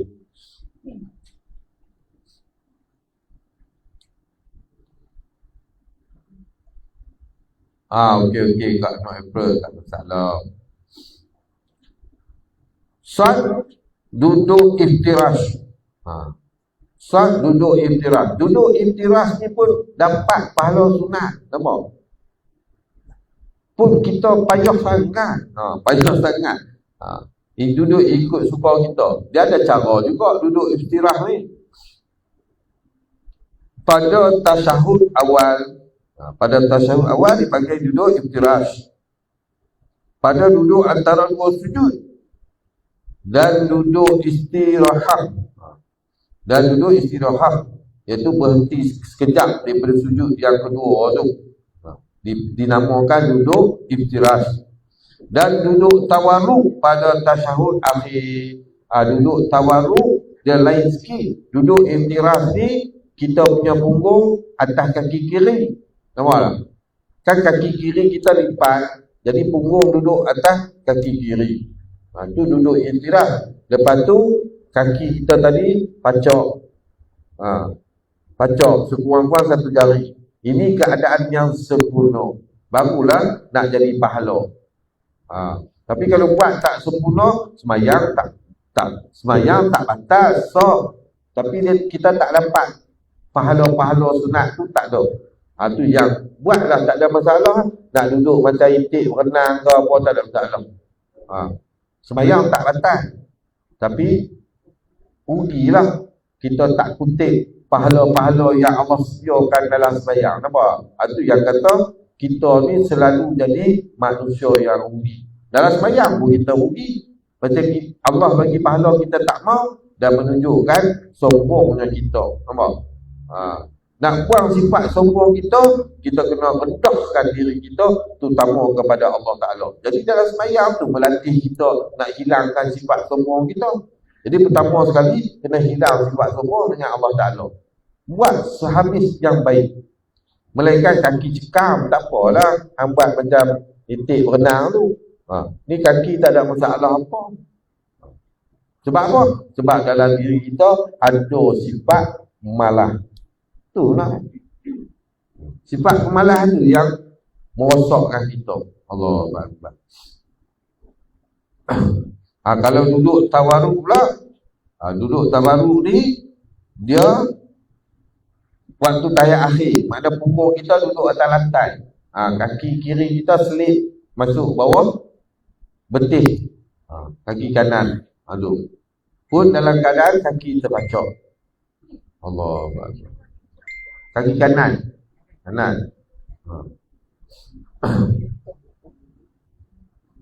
Dia benda mudah je. Tapi kerana kita malas. Kerana malas benda mudah, kita tak nak buat. Padahal Allah nak bagi pahala. Allah Akbar. Soal memberi salam yang kedua pun sunat hay'ah, iaitu memberi salam yang kedua selepas salam pertama. Yang pertama tu wajib. Yang pertama tu dia duduk dalam rukun lagi. Assalamualaikum warahmatullahi belah kanan, itu rukun. Tapi Assalamualaikum warahmatullahi belah kiri sunat dah. Tapi jaga. Jaga. Dalam sunat boleh jadi batal sembahyang kalau salah juga. Kena jaga tu. Walaupun hukum asalnya sunat hay'ah. Dia hukum asalnya sunat hay'ah je. Tapi kalau berlaku perkara-perkara yang menyebabkan batalnya wudu ke sembahyang, maka batal sembahyang kita. Contohlah, benda sunat hay'ah je. Assalamualaikum. Baru assalamu. Habis batal sembahyang tu. Batal sembahyang. Padahal benda tu sunat. Sebab apa? Sebab kita tu masih lagi di dalam sembahyang. Melainkan kita bagi kanan tadi, kita terus kotak keluar sembahyang. Assalamualaikum warahmatullahi. Dah tak buat dah kiri je. Habis. Tak masalah. Tapi kalau kita masih lagi dalam kelakuan sembahyang, mana belum tamat lagi, walaupun dia sunat hay'ah, masih dikira kita tu dalam keadaan sembahyang. Maka bila melibatkan perkara-perkara yang membatalkan, maka batal. Ini kita kena faham. Walaupun dia duduk tahap sunat hay'ah, beri salam yang kedua, serta berpaling ke kanan masa memberi salam yang pertama, dan berpaling ke kiri masa memberi salam yang kedua. Serta berpaling ke kanan masa memberi salam yang pertama, dan berpaling ke kiri masa memberi salam yang kedua. Itu pun Allah bagi. Allah bagi pahala situ, nampak? Itu yang kata dalam sembahyang kita boleh mengenal Allah Ta'ala. Dalam sembahyang nak menunjukkan apa? Di situ Allah dah menyatakan kepada kita sifat Ar-Rahim dia. Kasih sayang dia tu terlampau sayang pada kita. Semua perbuatan kita dalam sembahyang dia akan bagi pahala. Sekiranya buat seikhlas. Bila ikhlas ni buat betul-betul lah. Bukan buat ikut suka kita. Itu kita punya suka. Itu kita punya suka. Sebab kita tengok, takkanlah tak faham bahasa. Bahasa apa? Bahasa Melayu. Bukan bahasa Hindu. Bukan bahasa Hindustan. Bukan bahasa Cina. Berpaling. Berpaling ni maksudnya lah. Kedah cakap paling kali engkau. Kali engkau. Kali engkau. Kalau bahasa baku dia kata berpaling. Jadi berpaling ni maksud apa? berubah arah daripada satu keadaan kepada satu keadaan yang lain. Tu kalau bahasa nak cerita lagi tak dah. Tu yang dikatakan berpaling. Kali muka kalau bahasa Kedah. Bukan mendongak. Bukan sampai terteleng kepala. Sampai henggot muka-muka ada kadang bagi salam. Tengah duduk. Assalamualaikum warahmatullahi wabarakatuh. Sampai dengan badan-badan bergerak. Assalamualaikum warahmatullahi wabarakatuh. Dia kata berpaling muka saja.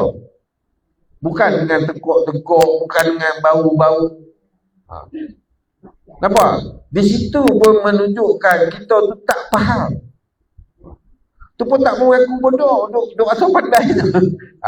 Berpaling dengan mendongak pun tak tahu.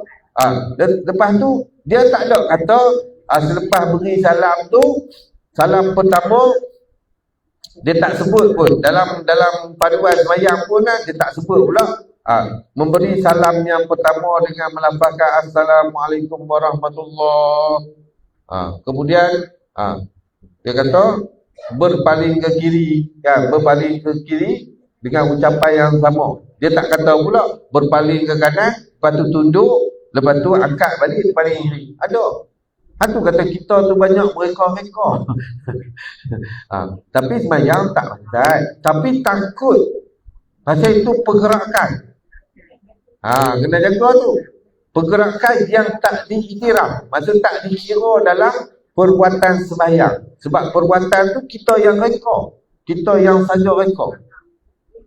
Ni kita kena fikir. Kalau kita tu nak rasa kasih Allah Ta'ala tu, maka kita kena fikirlah walaupun benda tu kita sendiri anggap remeh. Sebenarnya bukan remeh.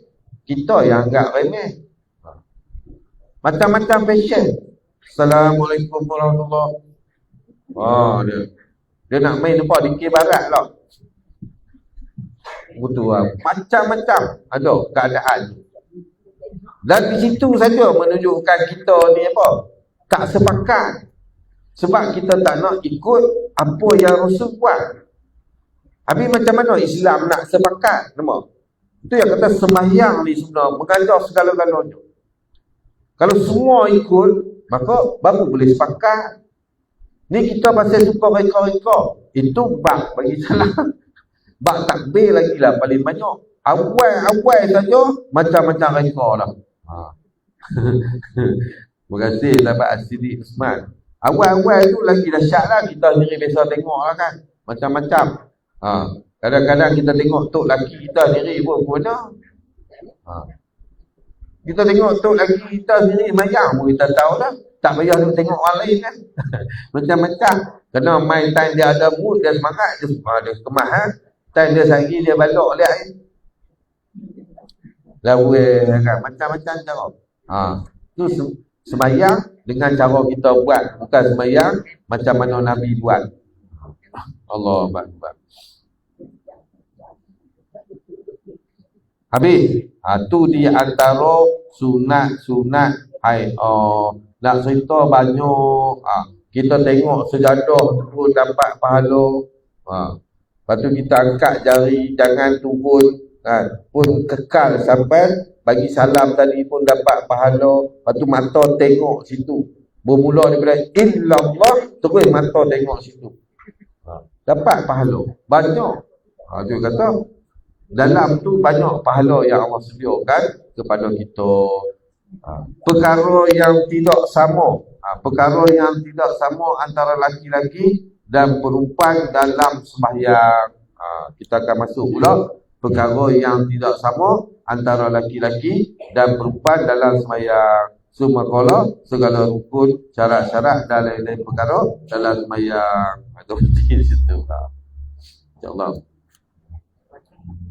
Jadi ada soalan, boleh tanya 1-2 soalan sebelum kita tutup. Ada soalan, jangan malu-malu tanya. Kalau tak tanya tu faham dah lah.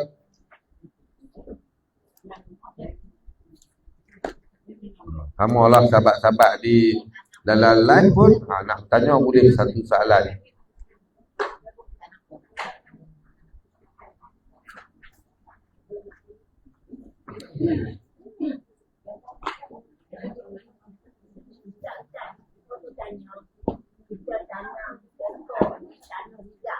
Nah.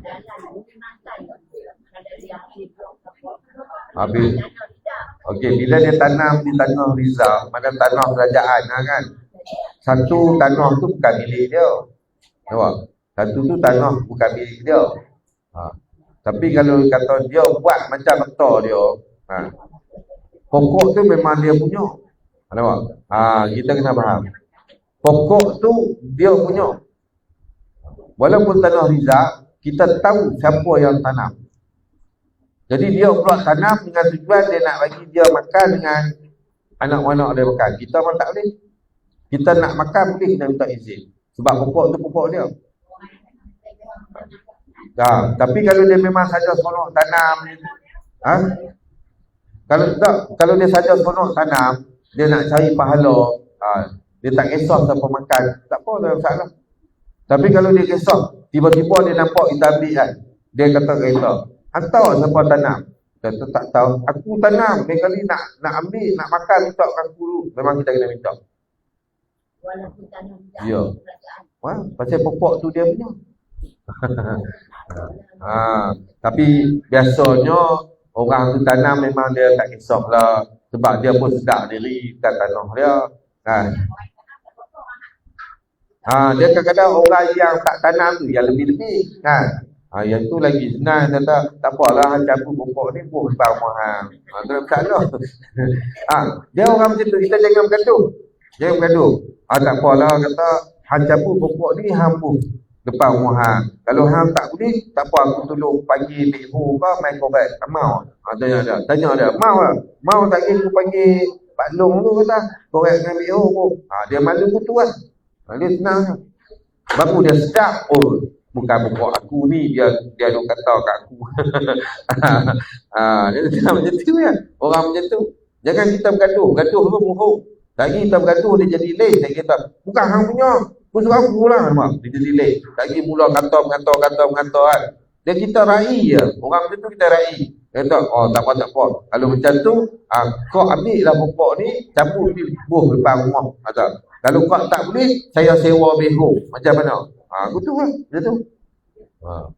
Habis Pak dia kata, tak ada lah sampai macam tu. Kata kan. Dia malu sendiri tu lah. Dalam hari dia kata, tak apalah. Allahu Akbar. Wallahu a'lam. Dia biasa tahu kadang-kadang ada orang jenis macam tu. Dah lah tanah Rizal. Dia macam contoh lah, bukan kata pokok macam orang yang buat tepi-tepi jalan tu lah. Rumah ke kedai ke tak kira lah. Pasal tu kalau kerajaan tak bayar, dia tak boleh kata apa. Kerajaan tak bayar pampasan, dia tak boleh kata apa. Sebab itu tanah Rizal. Tanah Rizal ni tanah reserve, tanah simpanan. Iaitu milik kerajaan. Sepatutnya kita nak buat, kita kena minta kebenaran. Nampak tak? Iaitu bila orang panggil kita pendatang haram, jangan marah. Pasal kita memang buat, kita tak minta kebenaran. Jadi, nampak? Dengan tanpa dapat kebenaran, kita duduk macam mana kita? Sama tak settle macam kita mencuri. Guna harta orang, pakai harta orang. Pasal tu, rumah tangga tak aman, kedai pun mulalah kata sihir lah apa semua. Kita tak minta kebenaran. Semua kita kena pergi minta. Ni dengan tak minta, dia minta. Lepas tu lagi, mereka hantar mati pembenaran, roboh kita marah pula. Padahal kita sendiri yang orang kata, orang panggil apa? Penceroboh. Kita penceroboh tu. Buat bina ikut suka. Lepas tu dia orang mari kita marah. Tu kata sebelum kita marah, kita fikir dulu. Kita ni betul tak betul. Sumpah juga dengan orang yang mereka tak ada lesen tu. Orang mereka tak ada lesen. Lepas tu kita mula nak salahkan mandi pembenaran, sebenarnya salah-salah kita sendiri. Mereka dah betul-betul lesen pun tak ambil. Allahu Akbar. Itu yang kata pendapatan kita tu jadi tak berkat. Tak cukup-cukup. Kadang-kadang menengok kita pun sat menjadi. Sebab kita tu terlibat dengan syubhah. Kita terlibat dengan perkara syubhah. Iaitu bukan tanah kita tak minta izin. Itu masalah ni. Macam contohlah. Contoh, naik motor tak ada lesen. Contoh, naik motor tak ada lesen. Naik kereta tak ada lesen. Sumpah juga. Tengok tadi hadis tadi. Suruh apa? Ayat Allah Ta'ala sendiri. Suruh kita taat kepada pemimpin.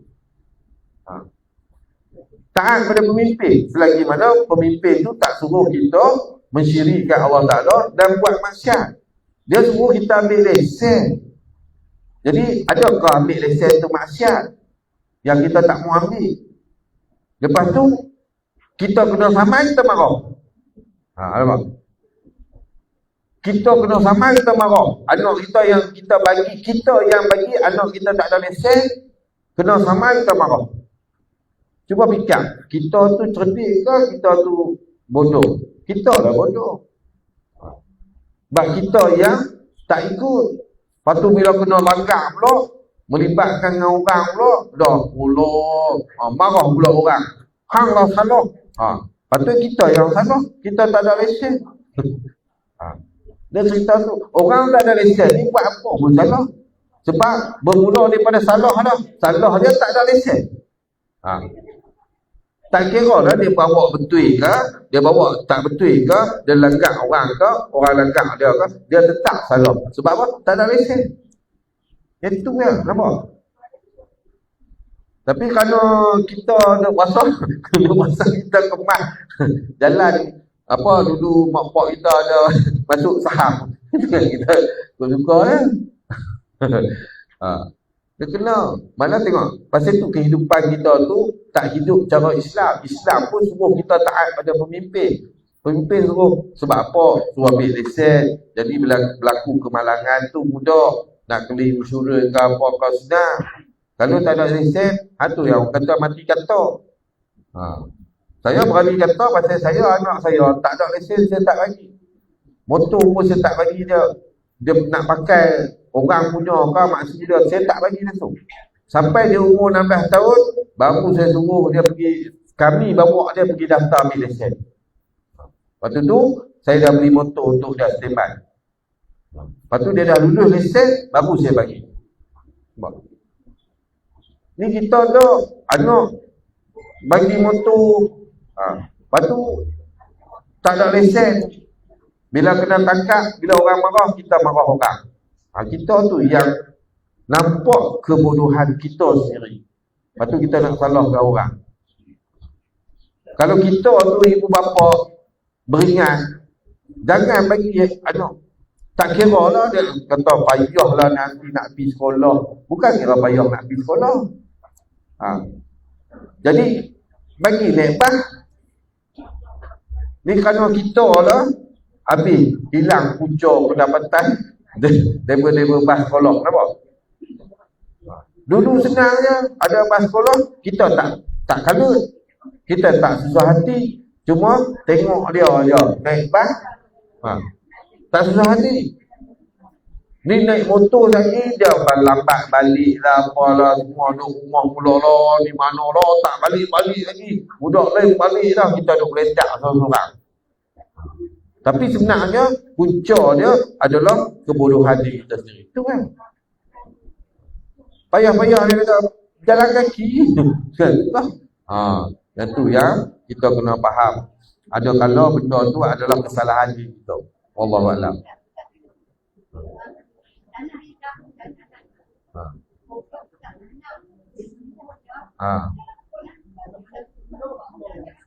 Tu tak ada masalah. Pokok tu kita tak tanam apa semua ataupun memang tak tahu apa kan. Ambil je lah siapa-siapa duduk tanah hitam. Tak ada masalah. Tu kita kena faham tanah hitam. Wallahu a'lam. Jadi insyaAllah mudah-mudahan sedikit sebanyak difahamkan oleh Allah SWT dan diberi kekuatan oleh Allah untuk kita dapat beramal. Dan insya-Allah kita akan jumpa kuliah daurah kita pada malam ni pukul 1 pagi seperti biasa. Insya-Allah. Sekiranya di sepanjang perkongsian ilmu tadi ada salah dan silap dari penyampaian, huraian, bacaan, sebutan dan sebagainya, semua tu adalah datang daripada kesalahan dan kelemahan saya yang tak pandai, yang tak tahu apa-apa ni, sekadar dapat berkongsi ilmu melalui apa yang Allah fahamkan, belajar dengan tok-tok guru dan ambil syaitan-syaitan daripada tok-tok guru. Jadi kita tutup majlis ilmu kita dengan tasbih farah dan surah Al-Ah. Hari tak ada doa makan, pasal tak boleh makan. Hari buat doa makan ni dah makan lah maknanya. Subhanakallah wa bihamdika asyhadu an la ilaha illa anta astaghfiruka wa atubu ilaik. Syamiltu su'al wa zalamtu nafsi faghfir fa innahu la yaghfiru dhunuba illa anta. A'udzu billahi minasyaitonir rajim. Wal 'asri innal insana lafi khusr illa allazina amanu wa 'amilus solihati wa tawassaw bil haqq wa tawassaw bis sabr. A'udzu billahi minasyaitonir rajim. Bismillahirrahmanirrahim.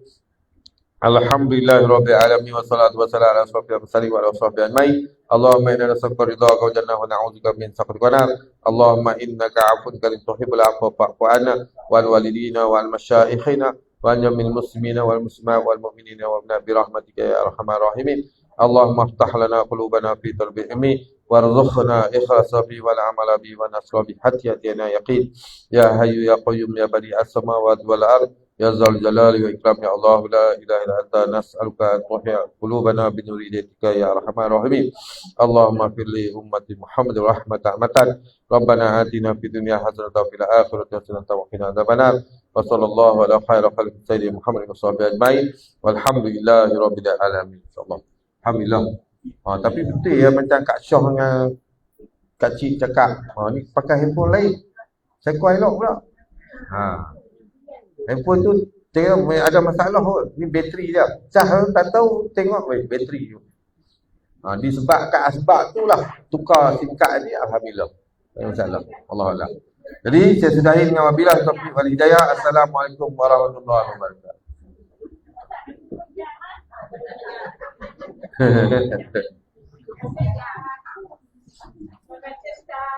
Sama.